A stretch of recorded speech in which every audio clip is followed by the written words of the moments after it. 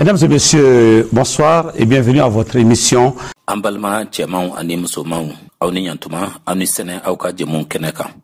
Paix et réconciliation consacrée aujourd'hui au rôle des hommes religieux dans la réconciliation nationale, la recherche de la paix et la cohésion sociale dans notre pays.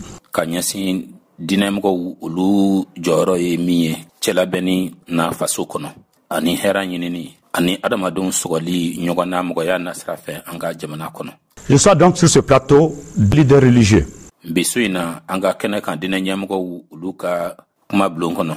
Les hommes importants et même très importants. Et il y a une forte influence sur leurs co-religionnaires.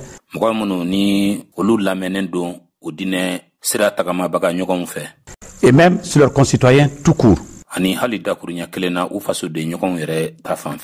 Tant leurs paroles portent et comptent beaucoup au point qu'on peut dire aisément pour le bonheur et l'honneur des Maliens.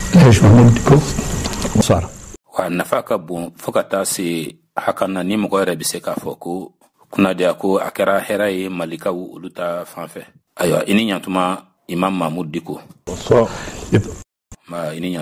Pour nos téléspectateurs, Mahmoud Diko donc est un théologien de formation.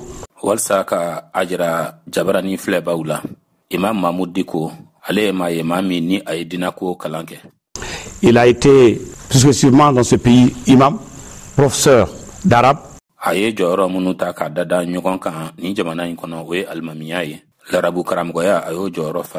Directeur de la radio islamique.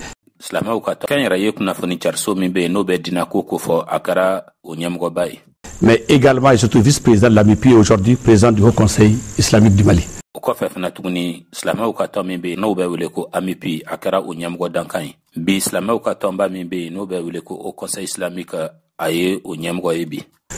Mahmoud Diko, merci et bienvenue. À vous, téléspectateurs également, je souhaite donc la bienvenue à cette émission.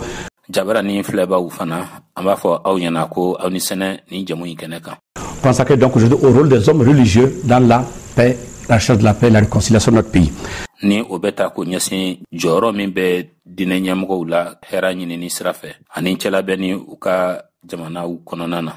Je vais rappeler pour l'histoire que votre perspicacité, votre hauteur de vue, votre esprit de discernement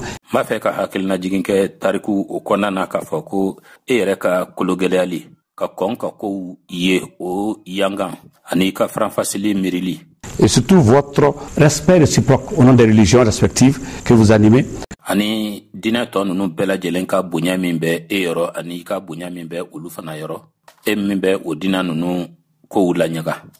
Nous avons valu à nous Maliens dans la gestion de la crise de ramener donc cette crise au niveau de sa plus simple expression, à savoir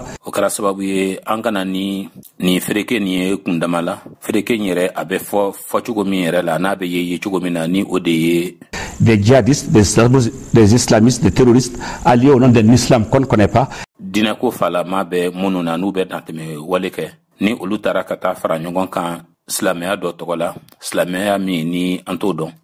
Et a invité ainsi aux Maliens grâce à votre perspective, je rappelle.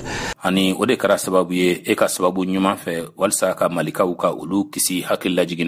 a permis donc aux Maliens de ne pas tomber dans le piège de la guerre civile et de la guerre de religion. C'est à votre honneur.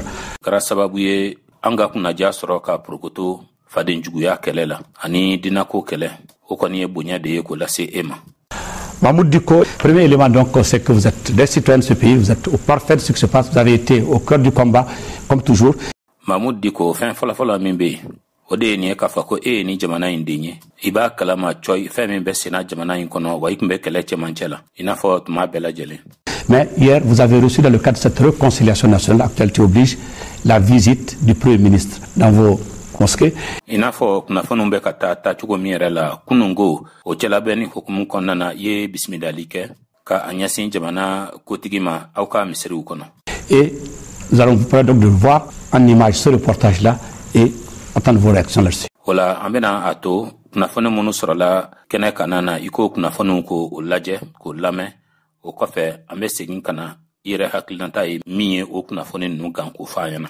Le Premier ministre Modibo Keïta, en initiant cette visite aux autorités religieuses du Mali, jamana kotigi fɔlɔ Modibo Keïta nin taama sigili sen kan ka a ɲɛsin an ka jamana diinɛ ɲɛmɔgɔw ma, veut s'abreuver de leur sagesse pour mieux conduire les affaires.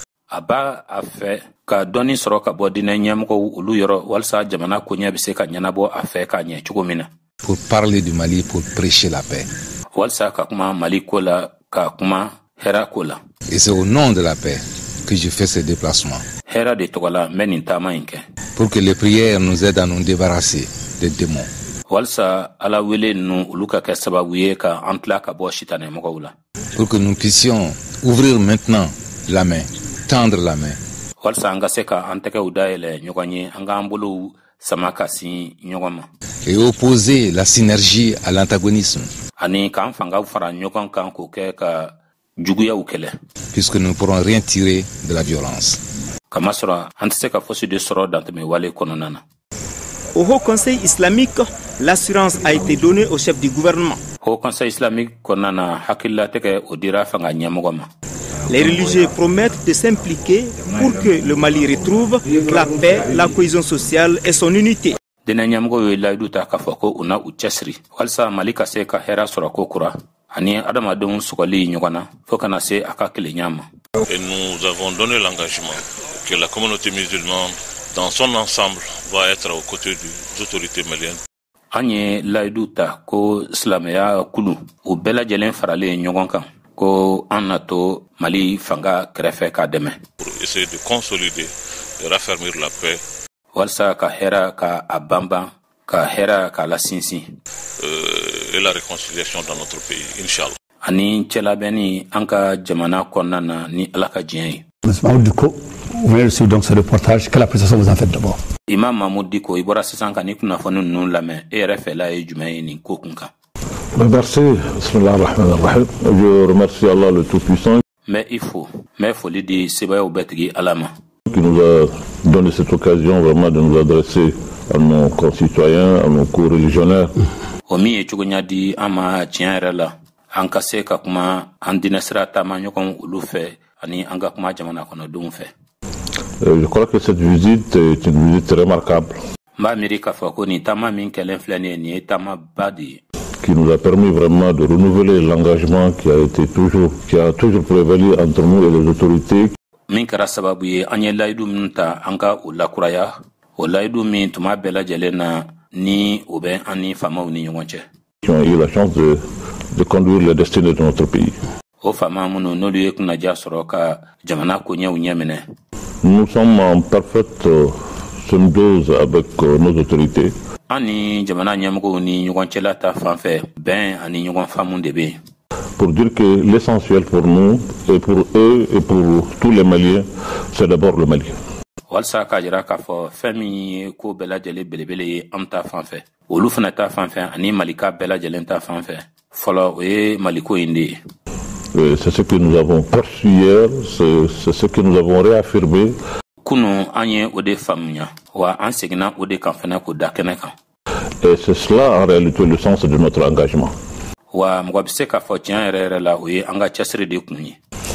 Les hommes religieux ont été pour beaucoup dans la résolution de cette crise, en tout cas de la prise en compte des questions relatives à la gestion de cette crise. Diinɛ ɲɛmɔgɔw olu kɔni jɔyɔrɔ ka bon a la kosɛbɛ. Zanko kisa fɛn fɛn de bɛ yen n'o bɛ tali kɛ nin fereke ɲɛnabɔli ko la. Vous étiez devant. Alors, de ce jour à aujourd'hui, où vous avez conduit les convois au nord. E kɔni tun bɛ kow ɲɛfɛ k'a daminɛ o don na fɔ ka se bi ma i bilara taamakɛla dɔw ɲɛ ka taa jamana kɔkɔduguyan fan fɛ bolo fɛ. Vous avez été également en contact avec ces islamistes, ces occupants. Wa kumaɲɔgɔnya nana tɛmɛ e ni o silamɛ ko gɛlɛntigi ninnu minnu taara ka taa yɔrɔ minɛ kumaɲɔgɔnya nana tɛmɛ e ni olu ni ɲɔgɔn cɛ. Aujourd'hui, on est au dernier document qu'on appelle donc issu du 5e round d'Alger. Sisan an bɛ sɛbɛn fura laban de kan. O ye sɛbɛn ye sɛbɛn min ni o nana ka na banke kumaɲɔgɔnya ta ko duruna min kɛra Alger.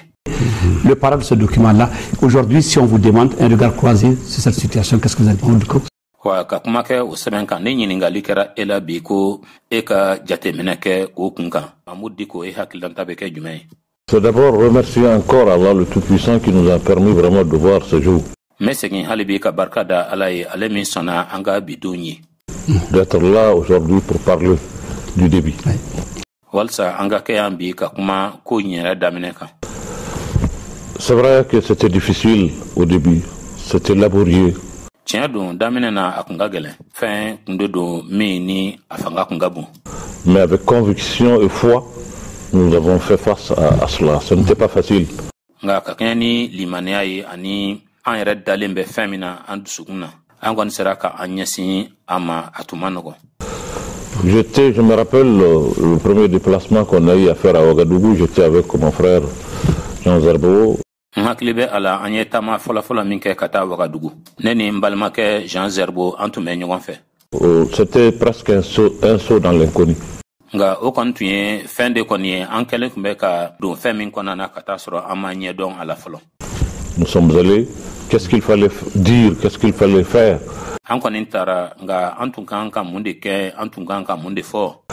Mais en face du président du Faso à l'époque, nous avons pu trouver les mots. On a été inspiré par le Seigneur qui nous a accompagnés. Pour vraiment dire la souffrance des Maliens. Dire aujourd'hui que le Mali a besoin de soutien, a besoin de ses frères, a besoin de ses voisins, a besoin de tout le monde. C'est le même message en réalité qu'on a apporté. Quand le pays a été occupé, je veux dire,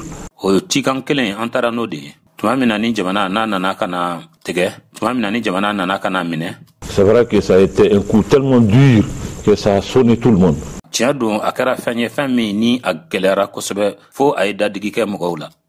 Il fallait qu'on résiste, qu'on se mette ensemble. C'est pour cela que nous avons collecté des fonds ici et là, dans les mosquées, dans les églises, au marché, ailleurs.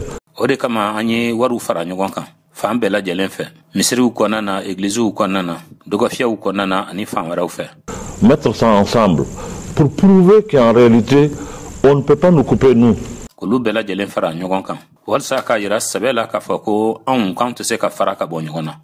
Ce pays ne peut pas être coupé, c'est pas possible. Nous sommes ensemble, nous allons demeurer ensemble. Ce pays-là est un. Dans son essence, dans sa culture, dans son identité.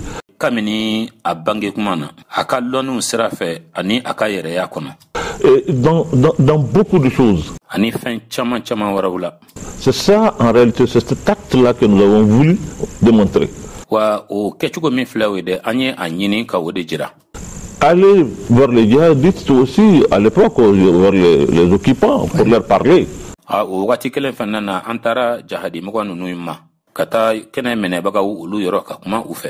Leur dire en réalité qu'ils ont un C'était projet. Pas évident aussi. Oui, bien sûr. C'était difficile, mais il fallait le faire. Mais je me rappelle encore que c'était, vous me permettez de le dire, Oui, allez-y. c'est dans la maison demeure de Ali Badi Maïga.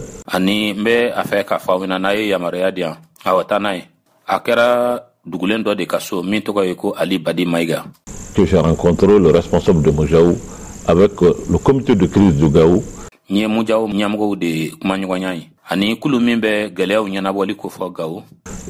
le Haut Conseil islamique régional de Gao. Et tous deux, je les salue. Pour tous les efforts qu'ils ont eu à accomplir et à faire pour vraiment assister et accompagner nos frères.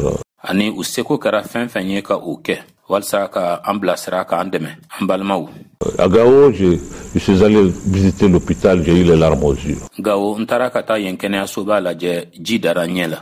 Je vis un pays dans une situation de détresse.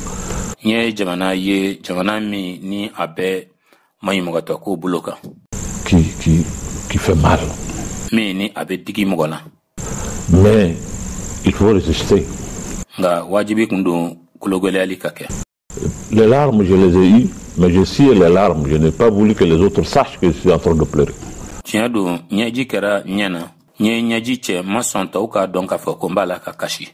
Parce qu'ici, il faut résister. Il faut être là, il faut être dur.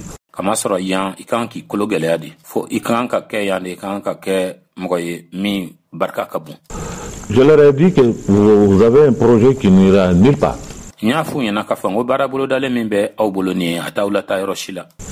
C'est un suicide, c'est une aventure sans issue, ça ne nous apporte rien.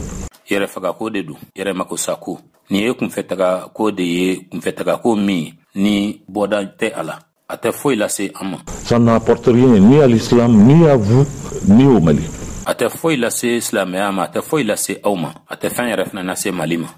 Aujourd'hui, il faut revenir à la raison. Il faut nous donner le temps de faire notre pays. Parce que ce que ces populations sont en train de vivre là, ici, c'est un péché. Les responsables qui ont amené le pays dans cette situation ont commis un péché. Et vous avez été à Kidal, c'est le même message que ça a apporté à Yann? C'est le même message qui a été apporté à tout le monde.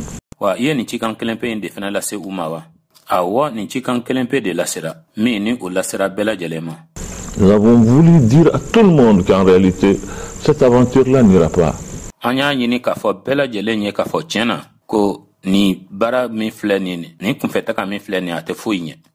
On ne peut pas venir avec le fusil pour forcer le Malien à être ce qu'ils ne sont pas.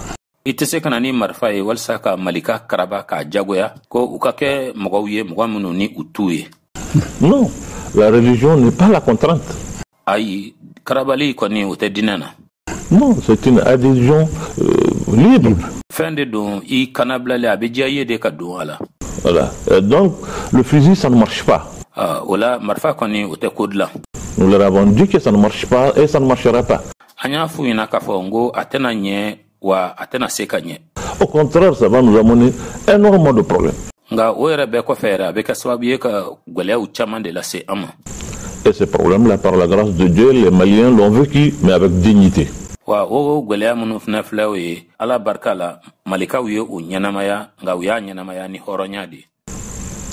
Qui a été salué par le monde entier.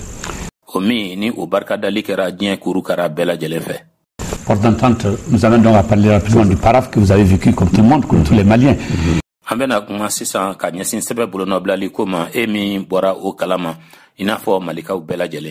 Et auquel s'est ajouté donc un autre bonheur pour les Maliens, en tout cas un tampon important.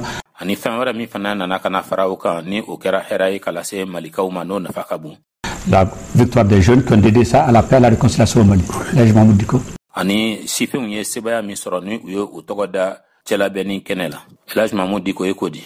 Monseigneur qui est un fan du football. Monseigneur Jean Zerbon, ni allé ndolati kanbabaye. D'abord, ça fait vraiment un boom, ça fait chaud au cœur.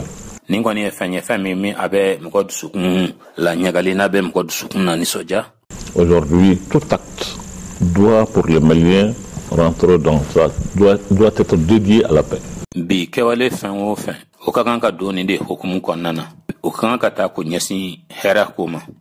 Tout acte qu'on fait au Mali aujourd'hui, on doit le dédier à la paix. Donc les jeunes gens qui sont revenus avec ce trophée pour le dédier à la paix,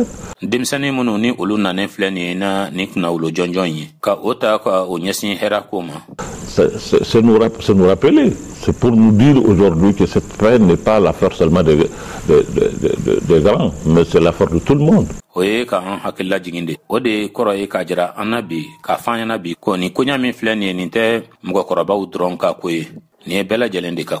C'est pas seulement l'affaire du dirigeant, mais c'est l'affaire de tous les Maliens.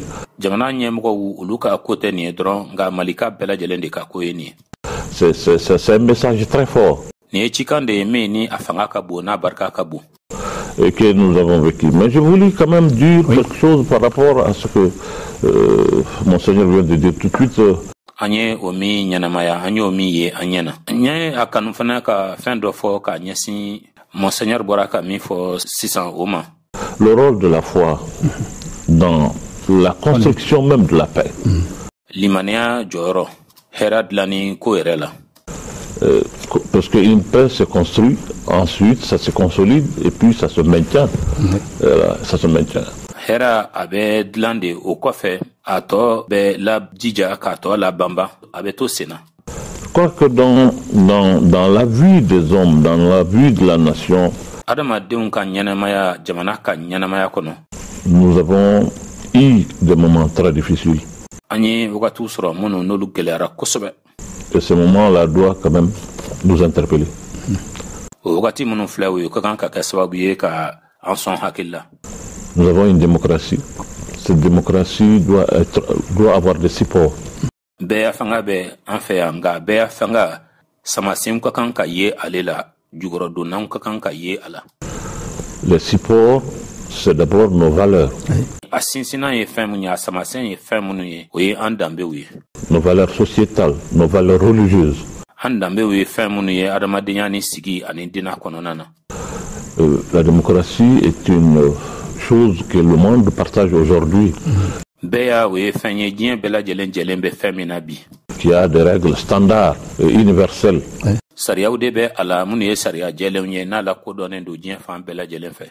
Mais chaque pays, chaque endroit a des spécificités qui doivent être préservées.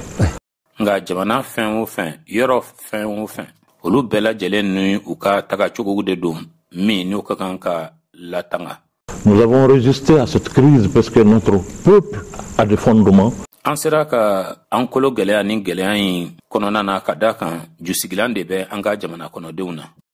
avons des supports qui nous ont permis de rester. Et ça, nous devrons beaucoup faire attention à cela.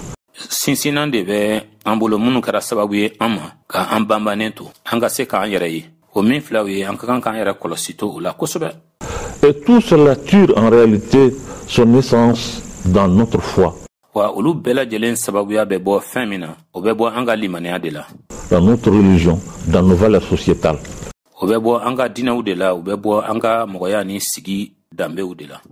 Et donc ces valeurs sont extrêmement importantes. Partout où il n'y a pas ces valeurs, dès qu'il y a une crise, ça s'effondre.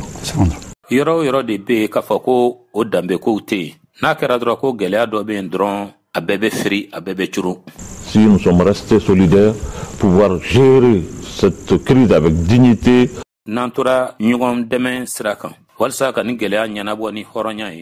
et avec hauteur par tout le peuple malien, c'est parce que nous sommes des hommes de foi.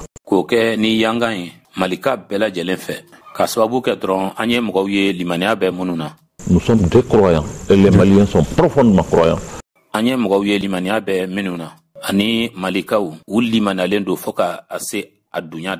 C'est ce qui nous a permis vraiment de transcender beaucoup de choses. Et je pense encore une fois, nous pouvons avoir l'intelligence de gérer nos affaires avec une dose.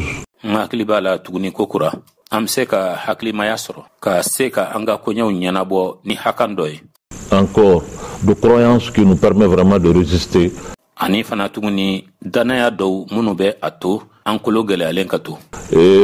à beaucoup de choses, voilà. Bien, L'Haj Mahmoud Diko, vous avez suivi ce reportage qui est en camp d'actualité au même moment. L'Haj Mahmoud Diko,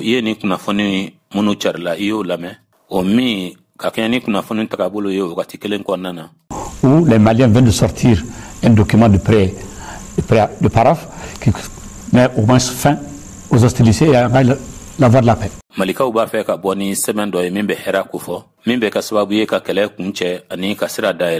que j'ai vu venant de Tombouctou et de Tombouctiens n'est pas étonnant.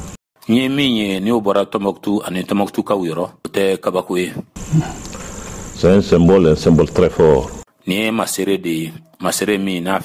Parce que la ville de Tombouctou signifie vraiment la paix. Tombouctou, c'est là-bas qu'on dit en son rail Tombouctou a bɛ fɔ yen de kɔrɔbɔrɔkan na ko On qualifie Tombouctou d'Al-Bilad Soudan. Tombouctou de bɛ wele ko farafinw olu ka dugu. Kamsoro Borchingalanga. Fournije Makambi Jawad. Ça c'est Tombouctou. Ka sin bɔ i den da ka don waliden da. O de ye Tombouctou ye. Qui signifie s'échevrer soi-même pour donner le lait à l'autre, à l'enfant de l'autre. O kɔrɔ ye ko ka sinji bɔ i ta da ka a di sigiɲɔgɔn den ma. Vous savez, c'est se priver soi-même pour nourrir l'autre. Ça c'est Tombouctou. O kɔrɔ ye k'i yɛrɛ jɛ dumuni na ka i tɔɲɔgɔn labalo. O de ye Tombouctou ye. C'est comme ça qu'on qualifie. C'est le slogan Tombouctou, oui. Oui. O de ye Tombouctou ye. Tombouctou mangutu a majamu de ye o ye. Et si en réalité l'initiative de cette paix est symbolisée comme ça, est revenue comme ça de Tombouctou, n'a kɛra k'a fɔ ko ni hɛrɛ o masere o nacogo o de nana ka na di kɛ Tombouctou ta ye tan. Ce n'est pas étonnant, c'est le contraire qui aurait été étonnant. O kɔni tɛ fɛn ye min bɛ mɔgɔ kabakoya nka n'a a kun kalela kunjugu kan o de tun bɛ mɔgɔ kabakoya. Tombouctou est une ville sainte. Tombouctou ye dugu senuman de ye. Une ville de savoir et de sagesse. Tombouctou ye dugu ye min ye lɔnni dugu ye hakilimaya dugu don. Donc que la ville de Tombouctou, que les habitants de Tombouctou soient à l'avant-garde de ce combat pour la paix n'est pas étonnant. K'a ye k'a fɔ ko Tombouctou kaw ko olu de bilara nin kɛlɛ in ɲɛfɛ walasa hɛrɛ ka na o tɛ kabako ye. N'est pas étonnant. O tɛ fɛn ye min bɛ mɔgɔ kabakoya. Et je crois que ça doit inspirer tout un chacun. Hakili la o ka kan k'an bɛɛ kelen kelen sɔn hakili la. Parce que Tombouctou est une école de tout le temps. Ka d'a kan Tombouctou ye kalanso de tuma bɛɛ lajɛlen na. Et ça demeure encore une école. Wa hali bi fana kalanso de don a bɛ to kalansoya in na. Dans ce reportage, ce que nous avons constaté, on a vu à votre image. Ni kunnafoni carilen min filɛ nin ye o kɔnɔna na an ye min kɔlɔsi ja yera. Ce que j'ai appelé le deux dans mon introduction, cette même image symbolisée à Tombouctou à travers chrétiens et musulmans. Nye o mi wele ko ala ani saya nga ɲɛbila kunnafoni na. Nin kɔni ye ja min ni a masere kɛra tubabumaru ani silamɛw ye Tombouctou. Alors aujourd'hui, vous qui êtes chargé de conduire les communautés dans la paix, vers leur bonheur respectif. Bi e min ye mɔgɔ ye min n'a ka baara bɛ taa ka ɲɛsin jɛkulu ɲɛminɛli ma. Hɛrɛ la ka a ɲɛsin u bɛɛ kelen kelen ka lafiya ma. Tous pour chacun, un pour tous. Aujourd'hui, qu'est-ce que cela vous fait? Bɛɛ k'i jija ka ɲɔgɔn dɛmɛ u ka kɛ bɛɛ ta ye. Bi nin bɛ e yɛrɛ bila yɔrɔ jumɛn na? Ça nous fait un bonheur, ça nous rehausse, ça nous grandit. Nin bɛ hɛrɛ lase an ma, a bɛ an kɔrɔta, a bɛ an labonya. Ça veut dire qu'en réalité, ce que nos ancêtres ont laissé, nous ont légué. A kɔrɔ de ye k'a fɔ ko sɛbɛ la ko an bɛnbakɛw ye fɛn min to an bolo. Et encore intact. C'est ça aussi. O bɛ a cogo la o ma yɛlɛmɛ. O de fana de don. C'est encore intact. A b'a nɔ na hali bi a ma yɛlɛmɛ. Je fais allusion tout de suite quand je te disais que nous avons l'union sacrée. N kumana sisan tuma min na n'an tun bɛ k'a fɔ ɲɛna ko kulu bɛ an fɛ kulu min n'o ye kulu senuman ye. Et que nos aînés ont eu à créer cette union qui est feu El Hadj Omar Ly, feu Monseigneur Luc Sankaré, feu Pasteur Kassoum Keita. Minnu kɔnna ɲɛ olu ye o tɔn min dan ni o ye Ala ma hinɛna El Hadj Omar Ly la ani Ala ma hinɛna Monseigneur Luc Sankaré la ani Ala ma hinɛna Pasteur Kassoum Keita la. Ils nous ont laissé cet héritage. U ye nin tiɲɛ in de to an bolo. Nous sommes en train de garder cet héritage-là jalousement. An bɛ Ala k'o tiɲɛ o mara ni maracogo ɲuman d'an bɛɛ lajɛlen ye. Et c'est pour cela même dans nos déplacements, tout le monde, la première des choses que les gens remarquent d'abord, c'est le fait que nous sommes ensemble. O yɛrɛ de hukumu kɔnɔna na ne ka taamaw senfɛ bɛɛ lajɛlen fɛn fɔlɔfɔlɔ min bɛ yen ni mɔgɔw bɛ o jateminɛ fɔlɔ o de ye k'a fɔ ko an bɛ ɲɔgɔn fɛ. Responsables religieux musulmans et chrétiens. Ɲɛmɔgɔ minnu bɛ silamɛya diinɛ na ani tubabumaruw ka diinɛ na. Et en parfaite symbiose. An bɛɛ lajɛlen bɛnnen k'an tɛgɛ di ɲɔgɔn ma. Et on se complète et dans tout ce qu'on fait et de tout ce qu'on dit. An bɛ ɲɔgɔn dafa an ka kɛtaw ani an ka fɔtaw olu bɛɛ lajɛlen na. Ça, c'est la première chose qui impressionne. O ye fɛn fɔlɔfɔlɔ de ye min bɛ mɔgɔ hakili sama. Donc, venant de Tombouctou, o la o ka bɔ Tombouctou yɔrɔ. Que ça soit ainsi, Tombouctou qui a hébergé Barth. aka kɛ nin cogo in na Tombouctou min ni ale ye Mongo Bart ko bismillah. Qui a hébergé d'autres explorateurs que vous connaissiez, donc il n'est pas étonnant. Ale min ye mɔgɔ wɛrɛw bismillah farajaw la minnu bɛna ka na yɔrɔw lajɛ aw bɛ minnu dɔn o tɛ mɔgɔ kabakoya. Il n'est pas étonnant. Et nous pensons aujourd'hui, c'est cette image du Mali que nous devrons tous garder jalousement. O de ye yecogo ye Mali la yecogo min n'an bɛɛ lajɛlen ka kan ka a mara cogo ɲuman bɛɛ la. Et vendre aux autres. Ni ka o feere tɔw ma. Bon, écoutons le Premier ministre, ce discours venant de lui n'est pas étonnant d'abord. Ka jamana kotigi fɔlɔ lamɛn ko nin kuma in ka bɔ ale yɔrɔ o tɛ mɔgɔ kabakoya fɔlɔ. Connaissant le parcours de l'homme. Zanko ni mɔgɔ min bɛ a dɔn nin cɛ in tɛmɛna fɛn mun ni fɛn minnu fɛ. Il a parlé en tant qu'éducateur et en tant qu'enseignant. A kumana ka masɔrɔ ale yɛrɛ ye ladamu o kɛbaga ye kalanfa dun. Il s'est adressé à tout le monde. À travers ceux qui étaient présents, il s'est adressé à tous les Maliens. A kumana bɛɛ lajɛlen de fɛ. Mɔgɔ tun bɛ kɛnɛ kan a kumana ka ɲɛsin Malika bɛɛ lajɛlen ma. Important le message du Absolument, c'est tous les Maliens. Ka jamana kɔnɔdenw ka cikan ko lase awa o de don. Malika bɛɛ lajɛlen de ko don. Nous sommes aujourd'hui tous interpellés. Ni ye fɛn min ni a bɛɛ lase an bɛɛ lajɛlen ma. Moi, je l'ai dit, j'aime souvent revenir là-dessus. Ne y'o fɔ tuma dɔw la fɛnɛ a ka di ne ye ka segin a kan. Il faut aujourd'hui que nous ayons le courage de regarder où est-ce qu'on a trébuché. Fo an ka dusu sɔrɔ kuma dɔw la ka jateminɛ kɛ k'a lajɛ an talonna yɔrɔ min na. Qu'est-ce qui a fait que nous sommes arrivés à ce stade? Mun de y'a to ni an sera ka se nin kundama in ma. Ce grand peuple, cette grande nation du Mali, avec une telle culture. Mali jamana kɔnɔ den, Mali jamana ba in, na ni ɲɔgɔnna lɔnni ye. Pourquoi nous sommes arrivés? Qu'est-ce qui nous est arrivé? Aujourd'hui, nous devrons avoir le courage de faire le diagnostic de notre mal. Muna an sera nin yɔrɔ in na, mun de sera an ma? Bi an ka kan ka se ka an sigi ka jateminɛ kɛ, bɔnɛ min sera an ma ka o sɛgɛsɛgɛ k'o jate dɔn.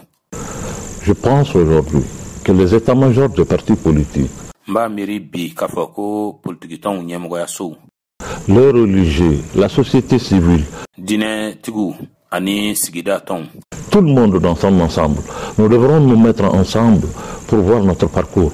bɛɛ lajɛlen faralen ɲɔgɔn kan ka kɛ kulu ye. An ka kan ka fara ɲɔgɔn kan walasa an ye furancɛ min boli k'o jate minɛ. Où est-ce qu'on a trébuché?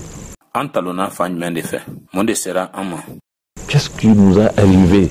Qu'est-ce qui a fait que ce qu'on a de si fort qui nous unit a été à un moment donné mis à mal? Mun de a to fɛn min bɛ an bolo n'o fanga ka bon n'o de bɛ an kɛ kelen ye? Mun de y'a to wagati kɛra la ni bɔnɛ sera o ma? Ça, aujourd'hui, nous devrons avoir le courage de le faire. Bi an ka kan ka dusu sɔrɔ ka se k'o kɛ. Est-ce que tous les Maliens ont conscience de ce qui nous est arrivé? Et ils ont tous conscience d'ailleurs, est-ce qu'ils n'ont pas vite conclu d'ailleurs qu'on est sorti de la crise? Yala Malika bɛɛ lajɛlen b'a kalama fɛn min sera an ma wa?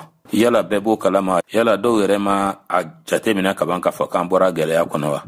Mais en réalité, s'ils n'ont pas conscience, nous devrons faire en sorte qu'ils en soient conscients. Nga tiɲɛ na n'a sɔrɔ k'a fɔ k'u bɔlen tɛ o kalama, an ka kan k'a kɛ kɛcogo la walasa u ka bɔ a kalama. Aujourd'hui, c'est le rôle de tous les leaders. Bi o ye ɲɛmɔgɔ bɛɛ lajɛlen de ka baara ye. C'est le rôle de leader religieux, c'est le rôle de leader politique. O ye diinɛ ɲɛmɔgɔw ka baara ye. O ye politigitɔn ɲɛmɔgɔw fana ka baara ye. C'est le rôle de vous, les communicateurs. Aw kunnafoni carilaw fana aw ka baara don. Et de vous, les religieux, parce que dans le discours du Premier ministre, il a été dit. Awɔ o de don nka jamana kotigi fɔlɔ ka laseli la fɔra ko. Se montrer digne de la solidarité internationale en tant que Malien. Ko Malika bɛɛ ka a yira k'a fɔ ko u ye hɔrɔn ye diɲɛ selekana ni mɔgɔw ka dɛmɛni ta fan fɛ. Absolument. En interpellant les responsables du mouvement armé, le Premier ministre a dit se montrer digne de la solidarité internationale. Awɔ tigitigi walasa ka welekan lase ɲɛmɔgɔw olu ma ko bɛɛ lajɛlen ka kɛ hɔrɔn ye ka a ɲɛsin diɲɛ selekana ni ka ɲɔgɔn dɛmɛ ma. Ensuite, il a mis en face la souffrance des populations du Mali. O kɔfɛ tuguni a kumana a sɔrɔla o la ka sigida mɔgɔw ka tɔɔrɔ ko da kɛnɛ kan. Oui, cette souffrance, il a parlé de misère, misère morale. Awɔ o tɔɔrɔ ko a kumana kɔli kan, kɔli min bɛ an na an hakilinaw an miirinaw ta fan fɛ. Vous savez, c'est fort. O ye fɛn kɔni ye min fanga ka bon. Quand on parle de misère morale, ça veut dire que c'est un peuple qui a été atteint moralement. Ni kuma be ke kwali la mirilu ta fanfɛ o kɔrɔ ye ko ye jamana kɔnɔdenw ye dankarila minnu na o mirilu anu hakiliw ta fanfɛ. Et nous devrons savoir pourquoi ce peuple qui a une grande culture comme le Mali. An ka kan ka dɔn k'a fɔ ni jamana kɔnɔdenw minnu ni u ka lɔnni barika ka bon Mali jamana kɔnɔdenw minnu ka lɔnni ka bon. Qui est un peuple de croyants et atteint moralement jusqu'à tomber si bas. O min ye jamana kɔnɔdenw ye limaniya bɛ minnu na ko dankakari o la hakilinaw ni miriluw ta fanfɛ fɔ ka u bin duguma ni haka in na tan. Nous devrons se poser cette question. On ne peut pas avoir vraiment peur de diagnostiquer et de chercher le mal. An ka kan ka an yɛrɛ ɲininka o la kojugu min bɛ yen ko o sɛgɛsɛgɛ k'o dɔn o ye min ye an man kan ka siran o la. Ça, nous devrons le faire. Moi, je l'ai dit, c'est ma conviction. Je pense qu'aujourd'hui, nous devrons en réalité, au moins à la limite, faire le diagnostic du parcours de la pratique démocratique qu'on a eu à faire pendant un quart de siècle. N'an ka kan ka o kɛ ne delila k'o fɔ o ye ne yɛrɛ kɔni dalen bɛ fɛn min na ye ne kɔni b'a miiri k'a fɔ tiɲɛ yɛrɛ la a mana gɛlɛya cogo cogo an ka kan ka an sigi ka jateminɛ kɛ ka kimɛli kɛ bɛɛ y'a fanga tora senna ka wagati min kɛ k'o jateminɛ an sera ka o min kɛ san 25 kɔnɔna na. C'est la même question. Pendant que le Premier ministre a interpellé normalement les Maliens qui sont de ces groupes armés, quant à leur responsabilité pour la signature de la paix ou pas. O isa kelen kun kan tuma min na ni jamana kotigi fɔlɔ ni a ye malikaw yɛrɛ ta u tɔgɔ ma a kɛra nin kulu ye o minnu ye marifa ta ani jɔyɔrɔ min bɛ u la u bolonɔ bilali la bɛnkan sɛbɛn na walima u bolonɔ bila baliya la a la. Aujourd'hui, qu'est-ce qui reste à faire? Bi fɛn jumɛn de bɛ yen a tɔ tora min ka kɛ. Parce que certains Maliens ne sont pas aujourd'hui revenus encore sur la table de négociation. Ka d'a kan malika dɔw bɛ yen olu ma segin ka na kumaɲɔgɔnya sigiliw la. Il s'agit d'aller à eux, c'est vous encore vous les hommes religieux comme vous avez été rencontrer les... Yala fɛn min ka kan ka kɛ o tɛ an ka taa u yɔrɔ k'u kumaɲɔgɔnya ye wa e min ye diinɛmɔgɔ ye aw taara ka taa u kumaɲɔgɔnya. Oui, absolument. Moi, je crois qu'il faut toujours aller à l'encontre de la recherche de la paix. Awɔ tiɲɛ don ne kɔni fɛ tuma bɛɛ lajɛlen na ta ka kan ka kɛ k'u sɛgɛrɛ ka hɛrɛ ɲini. Il ne faut jamais penser qu'on a assez fait pour la paix. I kana miiri abada an man kan ka miiri abada k'a fɔ k'an y'an seko damayira kɔni kɛ hɛrɛ ɲinini na. Il faut toujours y aller, il faut toujours persévérer. An ka kan ka taa tuma bɛɛ hɛrɛ ɲinini na k'an cɛsiri hɛrɛ ɲinini na.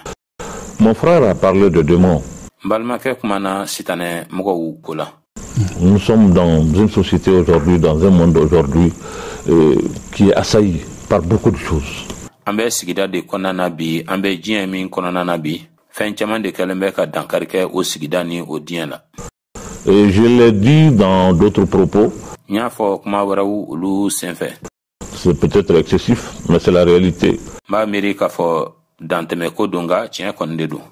Nous sommes aujourd'hui face à une gouvernance mondiale an bɛ a la bi diɲɛ mara min ɲɛkɔrɔ qui fait que le monde est déséquilibré. O de bɛ ka kɛ bi k'a fɔ ko diɲɛ a damakɛɲɛnen tɛ diɲɛ tilennen tɛ. Et que le monde devient encore de plus en plus difficile. Ko diɲɛ tɔ a bɛ ka gɛlɛya de ka taa fɛ. Donc, ne ménagez aucun effort en réalité pour aller vers la paix. An k'an seko damayira bɛɛ lajɛlen kɛ walasa ka hɛrɛ ɲini k'a sɔrɔ. Ceux qui ne sont pas revenus, les interpeller. Minnu ni olu ma segin ka na ka wele bila u ma. Allez les chercher, allez les faire asseoir. Ka taa u yɔrɔ ɲini ka taa u lasigi. Leur imposer la paix. Ka hɛrɛ karaba k'a wajibiya u ma. On doit aujourd'hui, le Mali doit se mettre ensemble pour exiger cette paix. Mali ka kan ka fara ɲɔgɔn kan bi ka ni hɛrɛ in wajibiya. Imposer cette paix parce qu'il le faut. Ka ni hɛrɛ in wajibiya ka masɔrɔ o de ka kan. Oui. Portez le deuil de l'avenir, Mahmoud Dicko, entre prêche et serment, quelle impression vous en faites? Ka a ɲini sini hɛrɛ u bɛ se ka basigi cogo min na tiɲɛ tiɲɛ yɛrɛ la e yɛrɛ hakililanta ye jumɛn ye o kan? Non, c'est vrai, c'est vraiment pathétique. Awɔ tiɲɛ don nin kɔni ye fɛn de ye fɛn min ni a bɔɲɔgɔn ko man ca.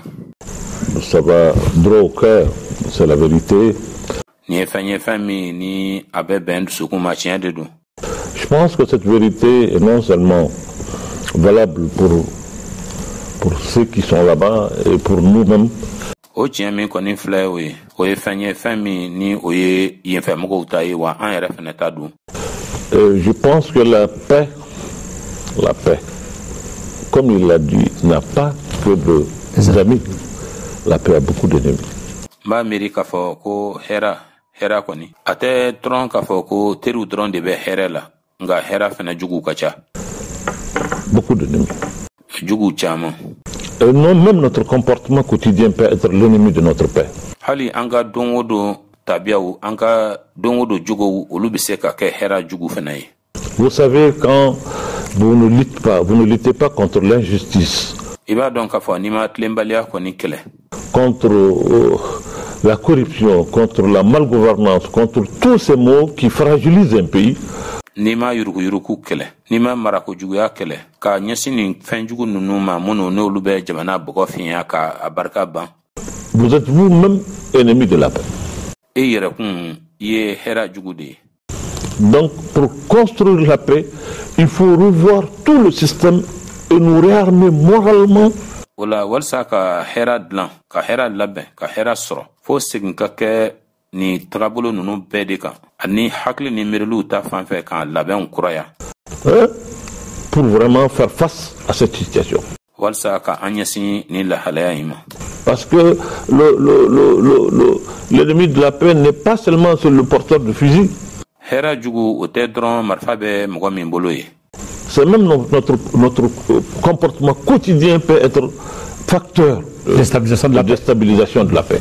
Hali an ka don o don jogo, an ka don o don tabiyaw, olu bɛ se ka kɛ sababu ye ka hɛra ka bɔ a minɛn kɔnɔ. Donc c'est pour cela, pour être ami de la paix, constructeur de la paix, c'est beaucoup de facteurs qui doivent se mettre ensemble.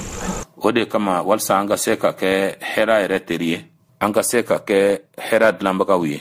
O ye sababuya caman de minnu ka kan ka fara ɲɔgɔn kan. Aujourd'hui, vous avez dit, tout le monde a dit, on le sait, c'est l'actualité. Bi I y'a fɔ, an bɛɛ lajɛlen y'a fɔ, bɛɛ b'a kalama wa fɛn do fɛnɛ, fɛn min bɛ sen na. Et il y a des papiers qu'on doit signer ou, je sais pas, paraffer. C'est une bonne chose. Sɛbɛn dɔw de bɛ yen, tɛgɛnɔ ka kan ka bila min na, o ye fɛn ɲuman ye. Mais je l'ai dit lors de présentation de vœux, à l'endroit, à l'intention du chef de l'État. Nga samɛ foli senfɛ n y'a fɔ ka a ɲɛsin jamanakuntigi ma. Je dis ce n'est pas autant l'accord qui me préoccupe, mais c'est l'après-accord. N y'a fɔ k'a fɔ n ko bɛnkan sɛbɛn min bɛna tɛgɛnɔ bila o tɛ ne kunnasiri ko dɔrɔn ye, nka bɛnkan sɛbɛn tɛgɛnɔ bilalen kɔfɛ dɛ o de ye kunnasiri ye. Et comment est-ce qu'on va utiliser cette paix? Comment est-ce qu'on va la consolider? Comment est-ce qu'on va la construire?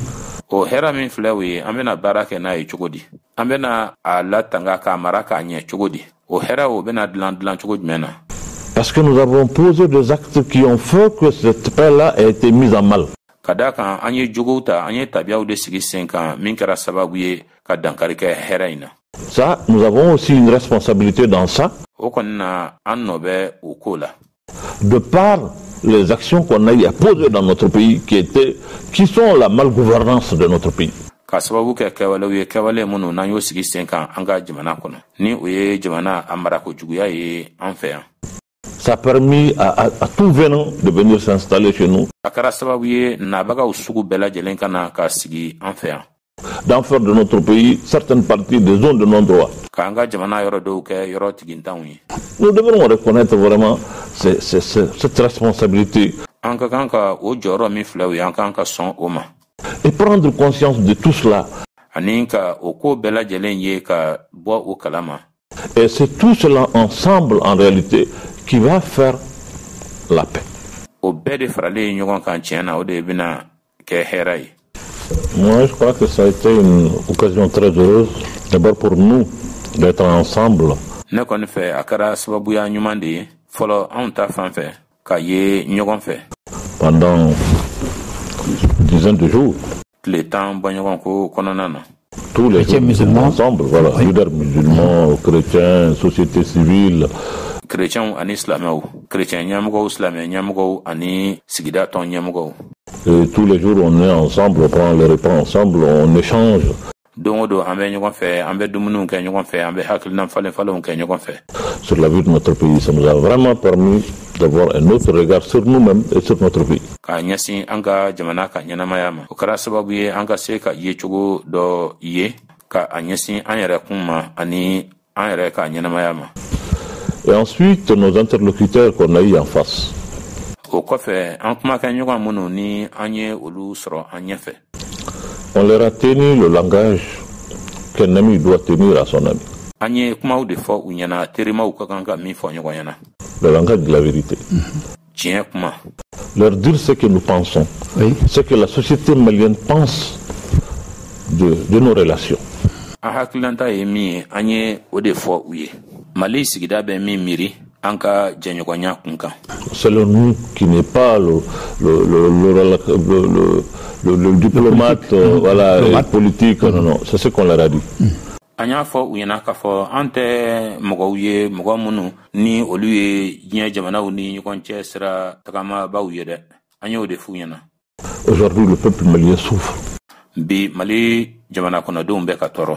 Nous ne comprenons pas le fait d'entretenir cette crise. An t'a dɔn kun min na nin gɛlɛya bɛ ka lato sen na.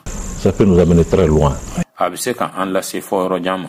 On leur a donné les exemples de pays an ye misaliw caman di u ma.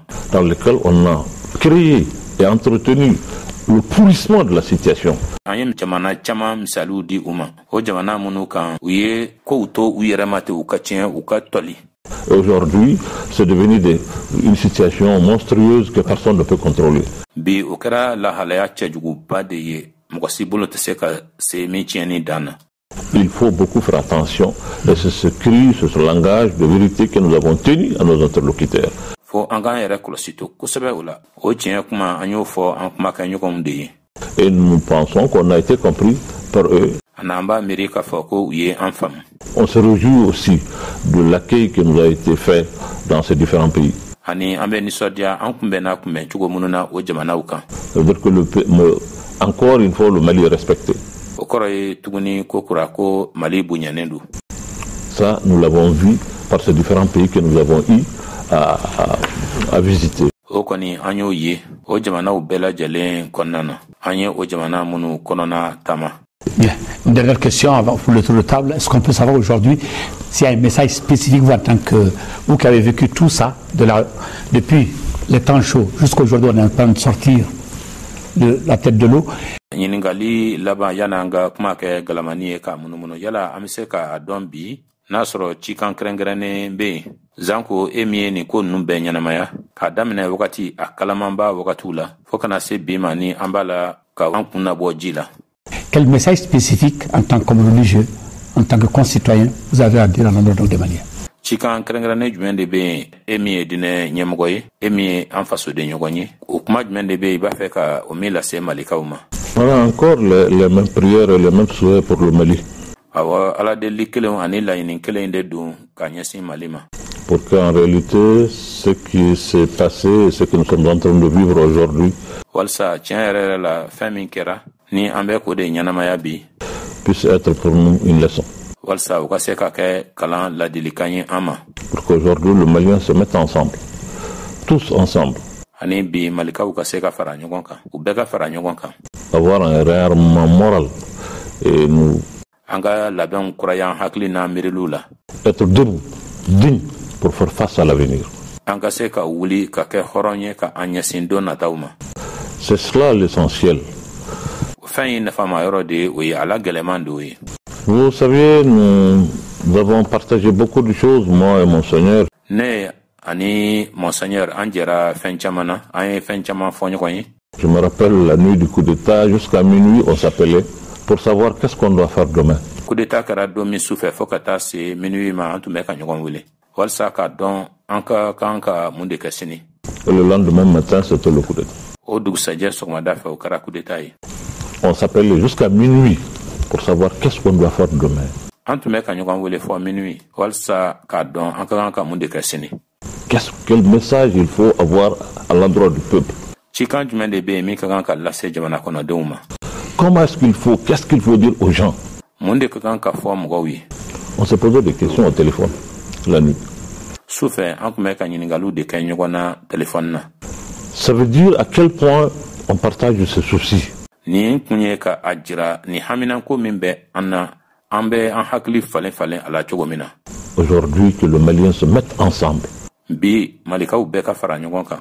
La crise elle n'est pas derrière nous mais elle est avec nous.